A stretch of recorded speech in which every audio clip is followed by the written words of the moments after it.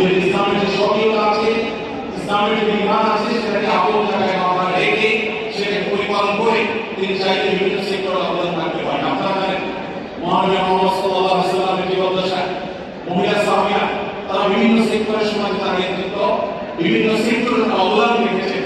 তারা পর্দার মধ্যে থেকে শরিয়ার বিধানের মধ্যে থেকে তারা কিন্তু সমাজের বিভিন্ন রকম অবদান রেখেছেন। কিন্তু তাকে একজন মুসলিম নারী হিসাবে ইসলাম যে আইডেন্টিটি দিয়েছে সেটাকে ধারণ করতে হবে। আজকে পৃথিবীতে আমরা দেখি আমাদের বোনরা, আমার কথা আমাদের বোনরা অনেক শুনছেন, অনেক বোনরা আছে যারা নিজেদেরকে পুরুষের মতো করবার চেষ্টা করেন। একজন নারী তিনি তার নিজেকে পুরুষের মতো করবার চেষ্টা করেন, এটা কি তার জন্য খুব সম্মানের?